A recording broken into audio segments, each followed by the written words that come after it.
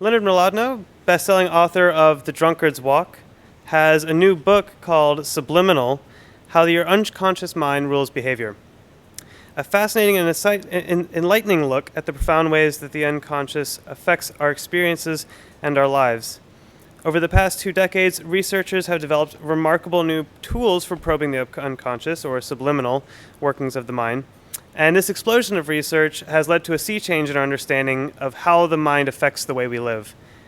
With a new understanding of our own hidden mental processes that Mlodinow provides in Subliminal, we're able to recognize and avoid some common pitfalls in our lives, work, and relationships. So with that, if you could welcome Leonard Mlodinow to the stage.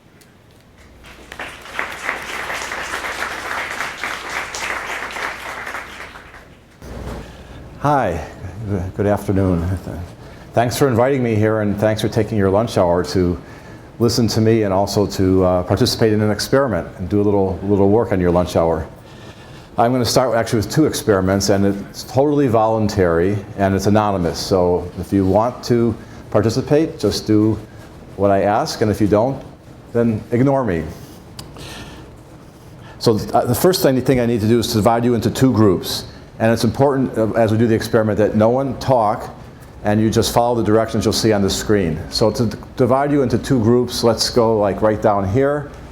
And if you perceive that you're on this side of this line, then call yourself group 1. And if you perceive that you're on this side, then you're group 2. And group 1, please look at the screen. Please read this silently and record your answer. Okay, now, please read this question silently and also record your answer. Group 1, please turn toward the back of the room, and Group 2, please turn forward. Group 2, please read this question and record your answer. All right, now please read this question and record your answer here. Great, now you can all turn forward again, thank you. Now, if you're in Group 1, please put a 1 at the top of your slip of paper and circle it. And if you're in Group 2, put a 2 and circle that. Okay, now the second experiment. I need a female volunteer. Come up, please.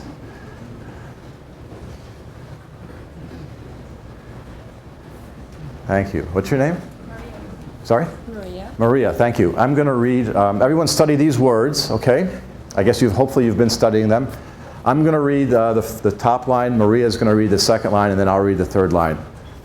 Candy, sour, sugar, bitter, good. Taste, Oh, sorry. Here, come. Taste. Oh, it's not. Hello. There we go. Taste, tooth, nice, honey, soda. Chocolate, heart, cake, eat, pie. Okay, I hope you were listening carefully. Thank you, Maria. All right, now you might be wondering, is there another test coming? Well, the answer is yes. But this isn't it. Whoops, hold on. Don't write anything, but I want you just to think of all the words of the list that you can recall and think of us saying them. Okay, just spend a minute and focus on that. All right, now comes the test. Okay, either 0, 1, 2, or all 3 of these words were on the list. And I want you to think back, picture either Maria or I saying, or think back in your mind if you can hear either Maria or I saying these words. If you're confident that one of these words is on the list, write it down. It might be that none of them were on the list. It might be that all 3 of them were on the list, or it might be that 1 or 2 of them were on the list. So I'm not telling you which or how many were on the list, but if any of them, if you're confident that you have a distinct memory of having seen one of these on the list or heard us saying them, please write it down right now. Okay? All right. Now, Group 1, please pass your papers this way, and Group 2, please pass your papers this way, and they'll be collected and tabulated for our experiment. Thank you. So while we're collecting the papers, let me begin to talk. So I call the book Subliminal. It's how your unconscious mind rules your behavior. Why did I call it subliminal? Well, some of you may know that in the 1950s, a marketing consultant named James Vickery said that he was able to subliminally influence people's behavior by flashing for just 1/30th of a second a sign that says either drink Coca-Cola or eat popcorn during a movie called Picnic that was playing in a New Jersey movie theater. And he claimed that he could increase the sales of popcorn by, I think it was 18%, and Coke was 51 or 55%, by having these subliminal messages play in front of the audience, which they did not perceive. But about 5 years later, this is the 50th anniversary of an article in Advertising Age magazine in which he admitted that it was all a hoax. He had a failed marketing business, and he was trying to prop it up with this trick. But although he'd admitted that it was a hoax, it never really left the American consciousness or our culture. And so subliminal persuasion is something that everyone even still recognizes today. Some people follow this and don't seem to have gotten the retraction, though, including one of our former presidents. This was an ad that George Bush ran against Al Gore, in which he flashed, or his campaign flashed the word rats in the middle of a message for 1/30th of a second, and this message played on TV over an anti-Gore ad. And it played for about 4,000 times before somebody discovered it, and then it was pulled from the air. So apparently they didn't really get the message. But actually, a few years after this, a scientist decided to test to see whether such subliminal messages can actually have an effect on people. And they found that even a message such as this, or other messages about drinks, can have a little effect, a fragile effect on people in the laboratory. For instance, in one experiment, people were brought into a room and told that they were going to see word scrambles. And unbeknownst to them, one of the, quote, word scrambles really said Lipton Ice. And afterwards, the subjects were offered the drinks, and far more of them who had seen the Lipton Ice chose Lipton iced tea than those who hadn't seen it. But nobody really believes you can persuade someone to like Lipton iced tea if you don't like Lipton iced tea, or that effect would last beyond the laboratory hours later. It's really something that's hard to reproduce in the lab, and it's very fragile, but it does exist. On the other hand, there are many subliminal effects in your environment that are affecting you all the time that are much less artificial than this. And that's really what the book is about. It's about subliminal effects, meaning effects that go on below the threshold of consciousness that your brain picks up, that your senses pick up, that are processed by the unconscious part of your brain and feed into your conscious perceptions, visual perceptions, social perceptions, memories, and they govern the way you behave to a great extent. Before I talk about them specifically, let me define what I mean by unconscious behavior. Okay, an unconscious process in your mind is something that is automatic and occurs with no effort on your part, and it's outside of your awareness. You're not aware that it's happening or that it's influencing you, and it's outside of your will and largely outside of your control. So those are the traits that I mean when I say something is unconscious. And as a result of that, we often don't understand what's influencing us in our everyday lives. And however, I want to point out that the unconscious I'm talking about is not the Freudian unconscious that you may have heard a lot about. It's not the unconscious that was talked about for most of the 20th century. This is a totally different kind of unconscious. The Freudian unconscious was very emotional, and it was hidden from people for motivational reasons. But the new unconscious that neuroscientists and psychologists talk about is far different from that. It's not accessible through therapy or talking or introspection, but it takes place in parts of your brain that are inherently inaccessible to your conscious mind. So even though Freud was right that a lot of your behavior is influenced by the unconscious, most of the specifics of what he talked about have not found any support in the scientific community. My book Subliminal is based on something called social neuroscience. And social neuroscience, this slide says it evolved in the mid-1990s, but actually the technology that largely fueled it evolved in the 1990s, but the subject didn't really gel until the early 2000s. The first meeting in this field was in 2001. And the field is really a menage a trois. That's represented by this slide, those 3 pairs of feet. And the feet over on this side represent social psychology. Social psychology is the psychology of how people interact with each other, the psychology of our social interactions. The feet on this side is cognitive psychology. Cognitive psychology is the psychology of the way we think and the way we deliberate. And the feet in the center that brought them both together is neuroscience. And neuroscience really exploded in the mid-1990s when something called functional magnetic resonance imaging became widely available. And before that, fields of psychology did behavioral studies, but it was hard to get a good impression or a good idea, a concrete idea of exactly what was going on because we couldn't see into people's heads. And functional magnetic resonance imaging, or fMRI, allows scientists in a way to see into people's heads because it provides a 3D picture not only of the structure of the brain, but of what parts of the brain are currently active, as you can see here by the yellow and the red areas. And so it allowed scientists not only to make speculations about behavior being unconscious, but to trace what parts of the brain are responsible for conscious and unconscious behavior and how they interact with each other. And one of my favorite studies along these lines, just to show you how powerful it's becoming, was done by a fellow named Jack Gallant, who is at Berkeley nearby. And he showed people a series of images, which are pictured here. There are many more of them, but here's 4 of them. And he used the data solely from the functional magnetic resonance imaging data to predict what the people were looking at.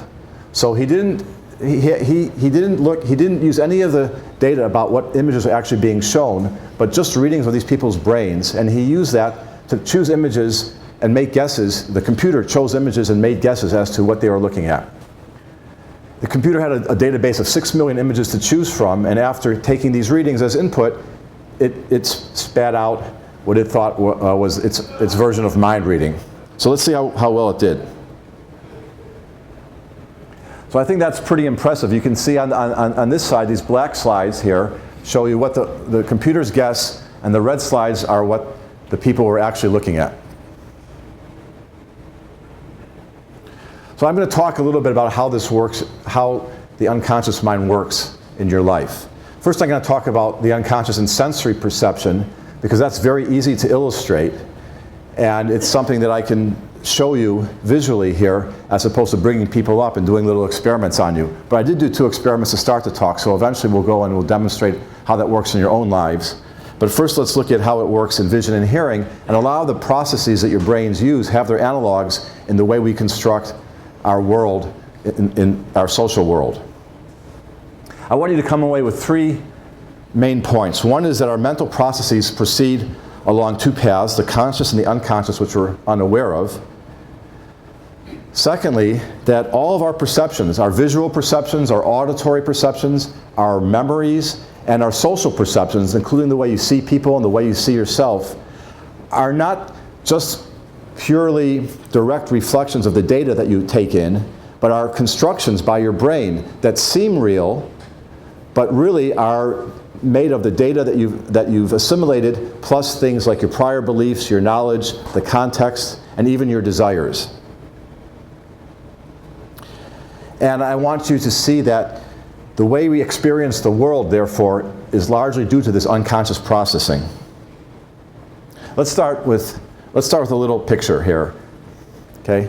I want the men especially to look at this picture and to look for something unusual in this picture, okay?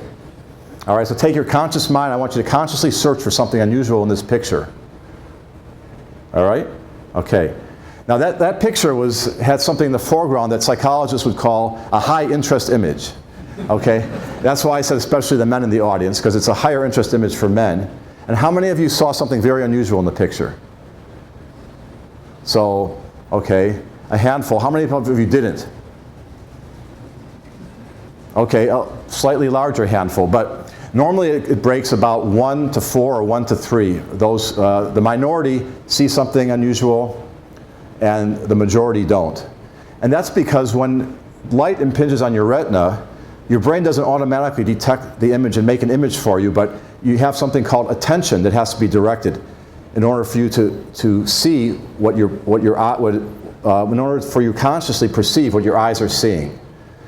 And this attention is a function of both your conscious and your unconscious. And in the case of a very high interest image, your unconscious often wins and has that image dominate, so that you don't really see the lower interest part of the image. In this case, I'll tell you, unfortunately this is not the best projector, but do you see a King Kong there in the background? If you look at that screen behind you, or at least those of you in the front, it's a lot clearer, I think. To your right, to the right of the woman, as you're looking at her, in the bushes is the face of King Kong. Can you see it now? Oh, on my screen it's perfect, but if you look on that screen back there, I think it's much more. It's over to the right. So I'll show you. It's right here. Do you see it now? It can be hard to see even if you're looking for it, but right here is the face of King Kong. There's also a ladder. There's also a ladder there that's that's in much more contrast. That's right. All right, let me show you what when you look at, here's an example of a scene that you perceive if you look at the road. Okay? Now this is the image that this is the image that your conscious mind perceives when you look at the road. Let me show you now the image that your retina picks up. Okay? Your retina picks up an image that's only clear in the very center of the area that you're fixating on.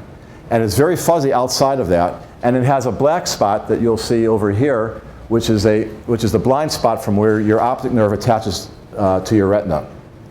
What your brain does is it takes this and it uses this data, and it uses the data from both eyes, and it fills in the gaps, and it uses the context that you're looking at, and it uses even your expectations and your desires to present to you a clear image and a three-dimensional image, which is not really there. And you perceive the image, when you look down the road, you perceive the image as being real. You don't have to expend any effort to see the clear image. It comes automatically. And you can't, in fact, if you look at an image of the road, you can't override these unconscious processes and see it the way it really impinges on your retina, because all these things are happening for you automatically. Nature has created human beings to work this way because this is how we survived in the wild. If we had to stop and take the actual poor data that's coming to our eyes and work to reconstruct it, we would never be able to catch our prey or run from our predators. This is an example of how that works. If you look at the squares, you'll see the square A and you'll see the square B. Now the square that's labeled B you perceive as a white square, and you perceive the square that's labeled A as a black square. This is because you're looking at it, you're looking at a checkerboard and you see the shadow from the cylinder and your eye puts all that together. But this is not the reality. The reality is that the square A is identical to the square B. It's not the same color, it's not any darker or lighter, it's exactly the same. So I want you to stare at it and override your unconscious mind and see it as being the same. Okay? You see it as being different because of the context, but actually it's the same. Now here's a couple people who are trying to blot it out with their hands, and that's the right way to do it. But let me do it electronically for you. It's a little bit easier. I'm going to move the checkerboard away from the squares, and once I move the context away, you'll see that the squares are the same color. There you go. So what your unconscious mind is doing is it's creating the reality for you. It's creating the reality of this checkerboard because it's useful for you to see it that way, but it's overriding the actual physical data that a physicist would say is impinging on your retinas. So you recognize this fellow? Your brain has a very special area called the fusiform face area that's used to analyze faces. That's because human beings are an extremely social species. We've evolved to have the most complex social interactions of any other animal. And our brains and our unconscious minds have also evolved to handle that. So not only does your unconscious handle physical sensory perception for you, it handles a lot of your social perception. So the fusiform face area helps you recognize people because in human society, especially as we were evolving, it was very important to know who's dominant, who's not, who's an ally, who's an enemy, and how we all relate to each other. And so we've evolved these special talents for the social world, and our unconscious mind builds us a picture of the social world just as it does of the physical world. The thing about your fusiform face area is, though, you don't usually see people upside down. And so it doesn't really work as well upside down as it does right side up. So when you look at these pictures, they probably both look like they're pretty decent pictures of the president. Does any one of them look grotesquely distorted to you? Oh, let's turn. How many of you have seen this before? Yeah, okay. That's why I shouldn't give this talk at Google, but let's turn them over for you. So this is the actual pictures, and now your fusiform area, face area, seeing a right side up face kicks in, and they look grotesquely distorted. But it's hard to see when they're upside down. You can see the image go away as I turn the picture. Here's another example. Look at the image on your left. Male or female? Female. And the one on the right? Male. Okay, but they're actually the same person. Not only are they the same person, they are the same image, except that one has been doctored to show more contrast and one to have less contrast.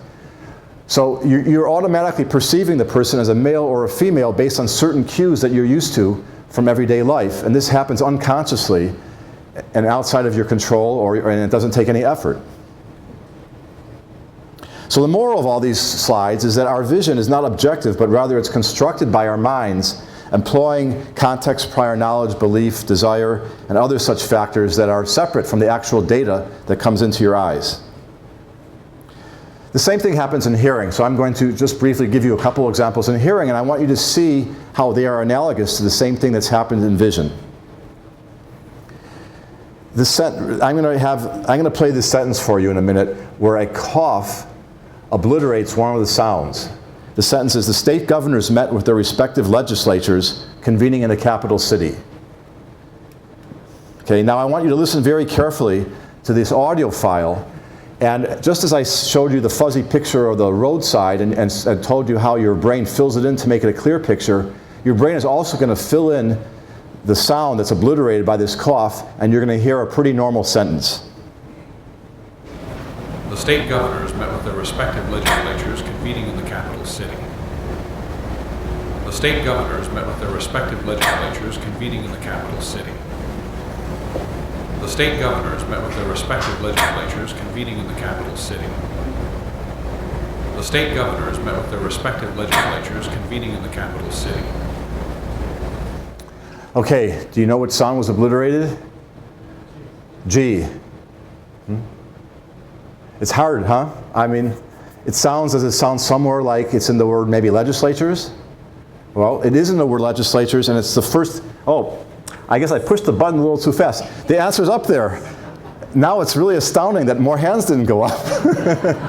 It's the first S in the sound in the word legislature. So let me play it for you again and try and hear that.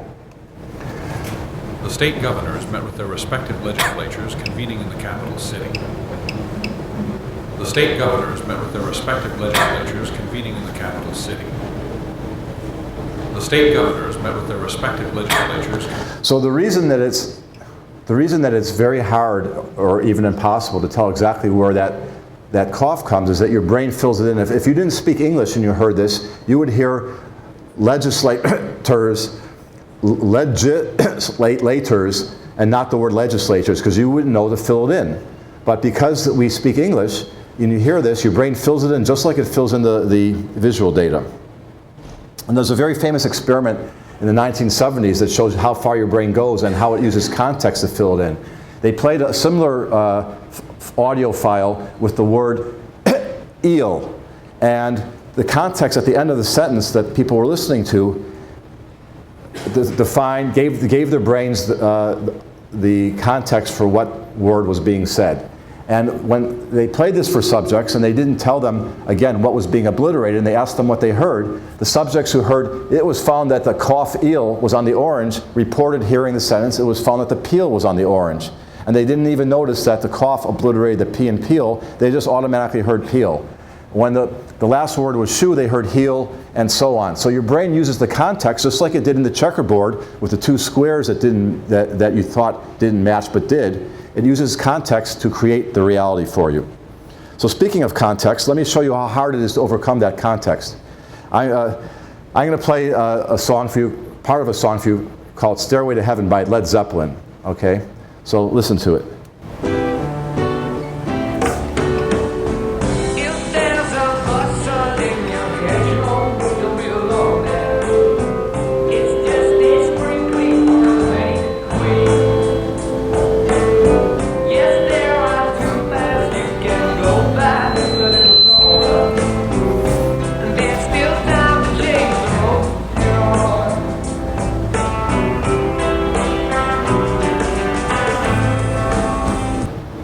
All right, now that you've heard it forwards, I'm going to play it backwards, okay? And I want you to listen to it backwards and see if it makes any sense. I don't think the words forward made a lot of sense, and I don't think, that's just me perhaps, I don't think the Led Zeppelin was clever enough to design a song that makes sense both forward and backwards, but some people claim that it does. I don't know, how many of you have heard about these backwards effects? So, all right. So this is something that has become, for a while, was quite popular on the web, looking for messages and backwards songs and speeches by politicians, etc. So I'm going to play this for you, what you just heard backwards, and I want you to listen carefully and see if you can decipher whatever the paragraph of words that constitute the backwards song.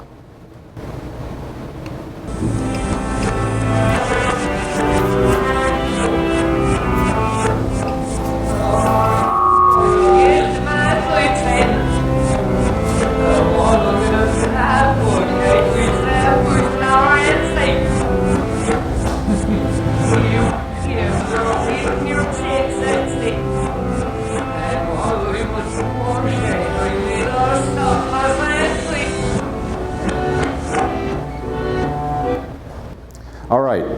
Now, not those of you who know this, but those of you who don't know this, did you make sense of it? It sounded like gibberish? Yeah, it sounded like gibberish to me when I first heard it too. And then I was shocked to find this message in it. Let me show you. I'm going to play it for you now with the words of the backward message. Okay, and listen to it and read along and see if it makes sense to you this time. Okay, this is an example of, I'm going to give you some context for your brain to reconstruct the reality of the backward song.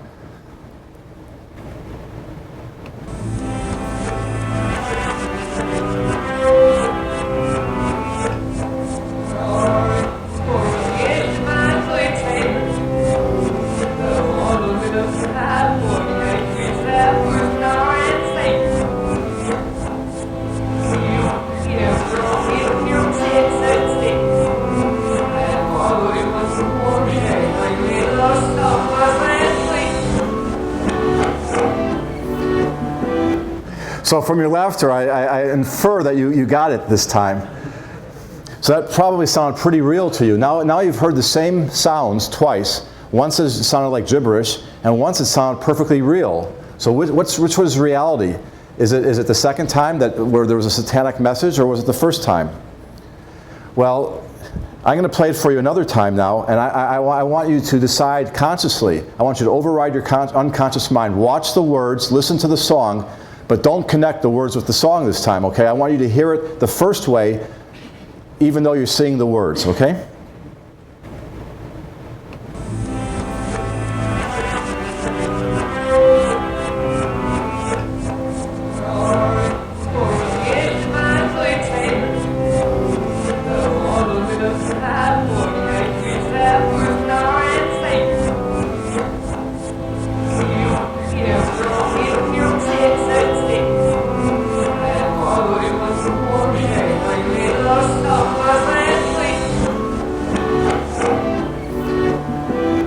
So were you able to overcome your unconscious mind?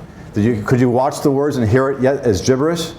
No, huh? All right, I'm going to give you one more chance, but this time I'm guessing that you're spoiled, like I am, because I've heard it so many times now. I cannot, even without the words. I know the words. I'm going to play it for you again without the words, and now I want you to hear it without the satanic message.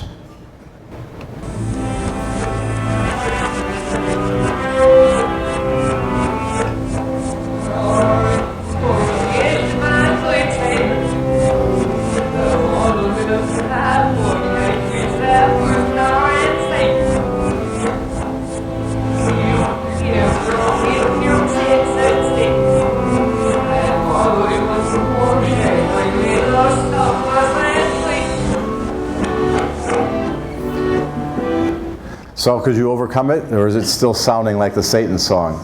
Yeah. Well, so because of this suggestibility in this context that makes your brain automatically interpret this, some people, once they're told that this is there and they don't realize what's going on, they really believe that there isn't a satanic message there. Because what else could it be? It does sound very real. And I want to thank Michael Shermer of the Skeptic Society for the backwards song. You know the Skeptic Society? You should check it out, skeptics.com. And one of the things he does is go around debunking myths like this where people find satanic messages. You can take any backwards sounds, come up with words that sound similar to that, play it, and the same effect will happen because your mind is using that context to create the reality. So in the rest of the talk, I'm going to talk about social perception, because the point is that these same tricks that your mind uses in audio and visual perception, it also uses in social perception. And these are very useful. I don't mean to be talking about these only because of the illusions that they create. If you run into people that look like this, you don't want to have to always individually analyze what is their role, what is their job, what do they want from me, how do I interact with them. You want to be able to automatically, without thinking, without any effort, categorize them and interact with them as a bus driver. Or if you see policemen, you have to be able to interact with policemen without analyzing first, what are they there for, what's their role, what's the gun mean? Okay? Especially in New York. I gave this talk in New York and they all said, yeah, that's true.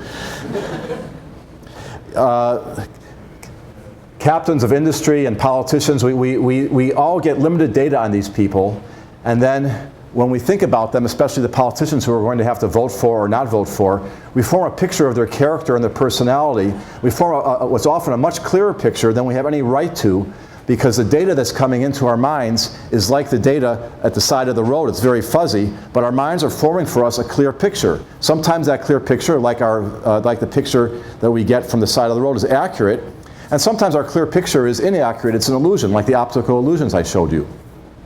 And everybody that we meet in the world, your work colleagues, your acquaintances, your casual friends, is something like that. We get limited data on people and on social situations. We get limited data when we're going to make purchases, when we're thinking about business decisions. But we have a clearer picture than that data really supports. And we don't realize that the clear picture that we have is not completely justified, but it's filled in by our unconscious minds and presented to us as reality. So let's talk about this a little bit in social behavior. We're going to talk about how your social perception is constructed by your mind. Since this is an election year, I thought it would be good to talk about a nice election study. When you might be a staunch Democrat or a staunch Republican, in which case you're probably going to vote one way or the other no matter what.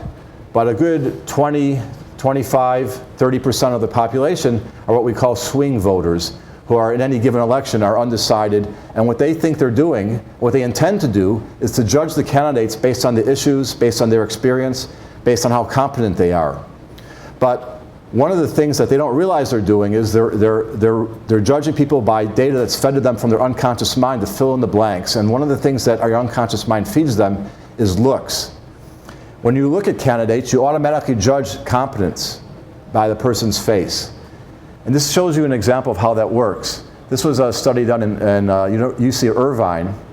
These are not the actual pictures used from the study, because the papers that were written about it did not have the faces, so I'm illustrating with these faces. But what they did was they made flyers on supposedly real congressional races. So they told the subjects of the experiment that these are races outside of your district, but here's a political flyer that we made on these two candidates. And the flyer shows their parties, their stance on some of the issues, their experience, and a photograph. And they're asking people to pick who they thought was the better person for the job. But they were people outside their district, so they were not expected to recognize them. But in reality, what they did was they picked one person to be the Democrat and one person to be the Republican, and then they had a Hollywood makeup artist and a professional photographer create two versions of photos of them for the flyers. And one version was designed to make them look less competent, and another version was designed to make them look more competent. Prior to this, they did a little pilot study where they studied exactly what features of a person would make them look more or less competent. And then they used what they learned to have these people design two versions of each candidate. And half the people saw the Republican candidate in her more competent looking version and the Democrat in her less competent looking version. And the other half saw the Republican in the less competent looking version and the Democrat in the more competent looking version. And then they compared the vote that they would get to see what is a vote swing just based on the degree of competence in your picture. And they found that when the Republican was more competent looking, the Republican got 56% of the vote. But when she was less competent looking, she only got 44%. So there was a vote swing there from 44 to 58%. There was a vote swing of 14%. So 14% of the vote changed based purely on the person's picture, whether it was a competent looking picture or a less competent looking picture. So I mentioned the Skeptic Society. If you guys are skeptical, you could say, well, they were told that this was a real election, but that they had nothing at stake. So this might happen in the laboratory, but does it happen in real life? Unfortunately, a fellow at Princeton, a psychologist named Alexander Todorov, decided to see if this works in real life. So he did something very impressive. He looked at about 400 elections, gubernatorial, senatorial, congressional elections, and he gathered photos of the candidates and paired them. This was before the 2006 elections. And he wondered, if this effect is real, can I predict the outcome of the races by these pictures? So he had subjects come into the lab and look at the pictures in pairs very briefly and just pick one. Which one looks more competent? And he had hundreds of subjects do this, and he gathered statistics on which of these candidates looked more competent. And then he created a prediction for all those races based not on political science, not on party, not on the issues, based purely on who looks more competent to the most people. So the question is, how successful do you think he would have been? Well, he was actually very successful. He got 70% of the races correct that way. So what this indicates, this correlation, is that something is going on, that when we're judging people, we're factoring in something we don't think we're factoring, which is their appearance. Another thing that influences us in our social interactions a great deal is touch. This slide shows 4 different kinds of primates engaged in grooming activities. Now, except for the one in the center, these primates spend a lot of time, an hour or 2 every day, doing this grooming, even though it only takes about 10 or 20 minutes to accomplish the physical purpose of the grooming. And that's because alliances and social alliances are very important for all primates, including us. And by touching, we create bonding and we create trust. And so all primates create their social alliances largely through their touching and their grooming. And the question is, what about people? Well, touch is also very important for people. And in fact, in the last few years, scientists have even discovered specialized nerves that are mostly in your arms and your face that don't work very well for feeling what's there, where something is, but transmit the pleasantness of social touch to your brain. So they seem to be there purely for the bonding experience. And so the question is, how much of an effect is this? How much of your perception of a scene or of an interaction with someone is influenced by the touch element? Okay, we talked about the looks element, but now I'm going to talk about the touch element. And my favorite experiment here was done in France, and it involved a few handsome Frenchmen and some single French women. This fellow represents the handsome Frenchman. These guys were all in their 20s, and they were asked to stand on a street corner in a town in northern France and spend all day for a few days propositioning single young women who walked by. And they were all instructed to say exactly the same thing. This is the translation of it. They basically say, "Hi, my name's Antoine. You're very pretty. Don't have time to talk now. Can I have your phone number? I'll call you later for a drink." But to half of the women they propositioned, they were told to give a very light, half-second or less touch on the shoulder or the elbow. And to the other half, they weren't. They were told not to do that. And the question was, what kind of effect does this have on their success rate? Well, it had a great effect. It doubled it. So 10% of the women agreed to the date if they didn't touch them, and 20% did with the touch. Again, going to the skeptic side, you could say, well, touch is actually more directly related to sex. What about other things? What about the influence of touch in other social situations that aren't so directly related to the touching you might do later? And so one of the other experiments was done on restaurants, actually 2 of them. In one of the experiments, they gathered a group of waiters and waitresses instead of the men, and they told them, when you deal with your customers, I want you somewhere during the interaction to give them a nice light touch. For half of them, and for half don't. And we're going to keep track of your tips and see if touching them increases your tips. And sure enough, they found that the waitresses and waiters averaged 14.5% tips from the customers they didn't touch, and 17% from the customers they did touch. They did a similar experiment on how many people take your recommendation when you recommend the special. And that went up from 40% to 60% with the touch. What about going to the blackboard? Okay, this is one of my pet peeves on this study. They said no one in a math class, and I've taught math classes, no one in a math class will want to go to the blackboard. So they tested the influence of touch on kids who want to go to the blackboard in a difficult statistics class, and the professors asked them to go to the blackboard and potentially be embarrassed. And only 9% who weren't touched went to the blackboard, but with this very subtle touch, 28% did. Doctors. Where are the doctors? The doctors have disappeared. Well, oh, that's okay. Agreeing to take a mall survey. 53% agreed to spend 5 minutes on a mall survey, and 76% agreed to take it if they were given a light touch. So this touch, and oh, by the way, in most of these studies, the subjects were debriefed afterward, and one of the questions they were asked was, did you notice being touched at any time? And most of them in the study said that they didn't even notice the touch. Okay, finally, I want to talk about when self provides the context. So sometimes the context in your social situation has to do with how it matters to you personally and your own self-image or your own worldview. This is Salvador Dali, and he famously said, "Every morning upon awakening, I experience a supreme pleasure, that of being Salvador Dali.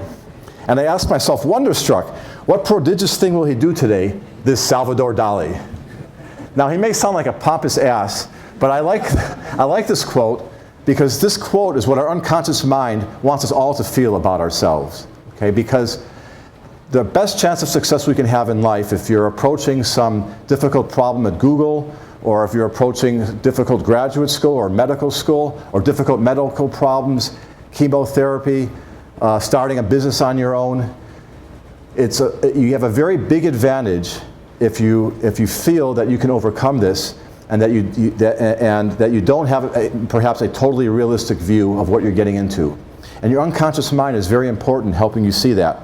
Let me just show you the results of that. What happens when you ask people how good they are at things? If you ask high school kids, are you above average? I don't know if any of you have high school kids, but you'll probably know that they're going to say yes. And indeed, in a survey of 3 million high school kids, 100% of them said they were above average. I'm guessing they rounded up from 99.99. But what about the professors? Do the teachers have a better view? So professors were asked, is your work above average? Yes, only 94% of them thought so. And here's some doctors. What about your doctor? Your doctor is usually confident in your diagnoses, but in one study, doctors are confident that they had diagnosed pneumonia correctly 80% of the time, and they're only right 20% of the time.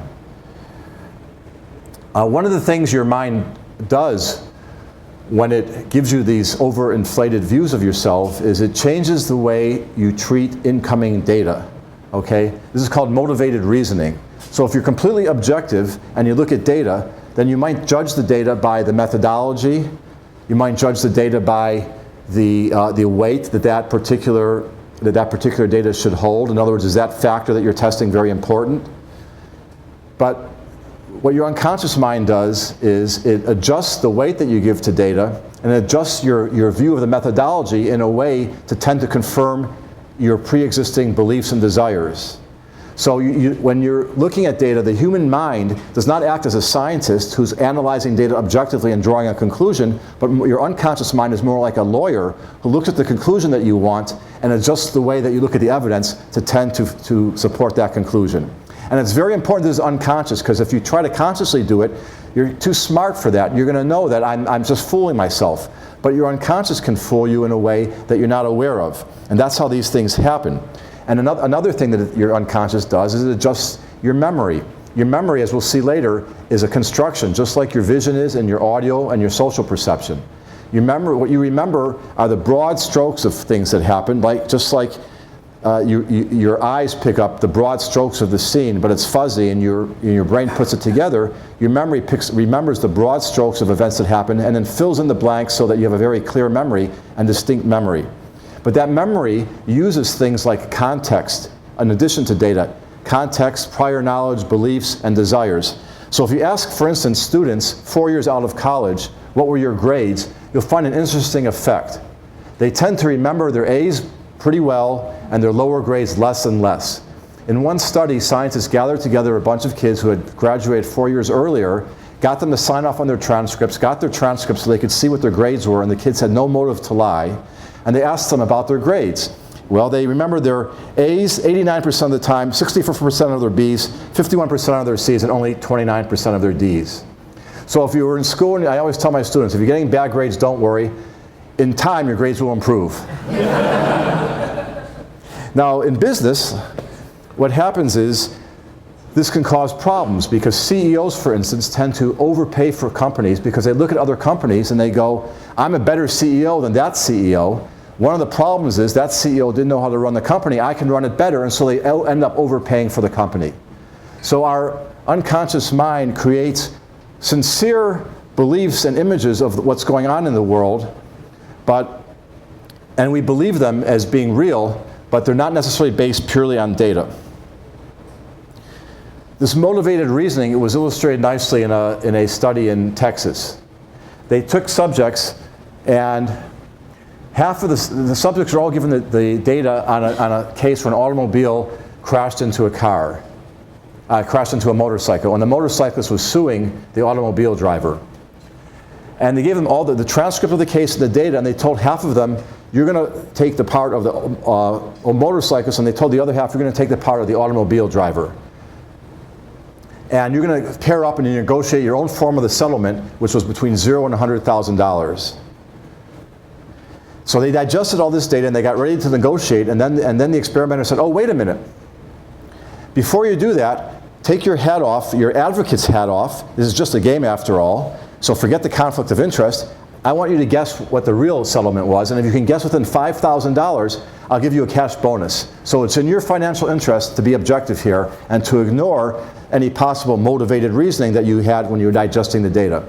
So how do they do? Well, the subjects who were told that they were going to take the motorcyclist part guessed on average that a fair settlement would be $40,000, but those who took the driver's part guessed only $20,000.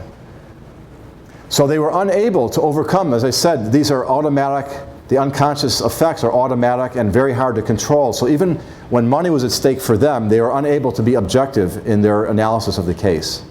So let's see if this stuff happens to you. So we'll get to those two tests that we did earlier. And the first one is called anchoring, and it shows how the context of a situation can affect your consumer behavior. You were both given, both groups were given this question as question number 2. How much would you expect to pay for this lovely hotel room in Tahiti? Okay, well, let me tell you what the answers were. Group 1, that's you guys, right? You guessed on average $1,176. So group 2, you're probably a little bit surprised because you guessed on average $304. Well, what did I do? I exercised mind control over you guys. From over here, I went like that, and I got you guys to quadruple your offer, okay? And how did I do that? That's because when I didn't give you a lot of data on the hotel room. I gave you some pictures, and it was in Tahiti, and a little information, and your brain formed some kind of image of what this hotel room is worth. The thing is that the difference between you guys was the first question I asked. So group 1 was asked, does this cost more than $5,500 a night? And group 2 was asked, does this cost more than $55 a night? This is like a throwaway question because I think it's pretty obvious that it is more than $55 a night, and it's not more than $5,500 a night. And you probably didn't think too much about it and thought, well, these questions are a little bit extreme. But yet it affected your conscious assessment of what's going on. So when you watch those late night shows and they want to sell you 10 steak knives for $49.95 in the end, but they start out by saying these 10 steak knives are worth $700. We normally sell them for $700, but today, just for you, it's discounted to $49.95. And you're probably thinking, if you're like me, that's $700, what BS? If no one would ever pay anything like that. But what you don't realize is they manipulated you to thinking that the $49.95 wasn't nearly as bad as you might think if they hadn't given you the $700 to begin with, as absurd as it is. So finally, let's go to the other test, which just shows you how you create your own memories. Okay, what I gave you earlier was this list over here: candy, sour, sugar, etc. And then I asked you which of these words appeared on the list. Well, I was telling you how your brain constructs memories just like it constructs vision based on things like context, and this is a good illustration of that.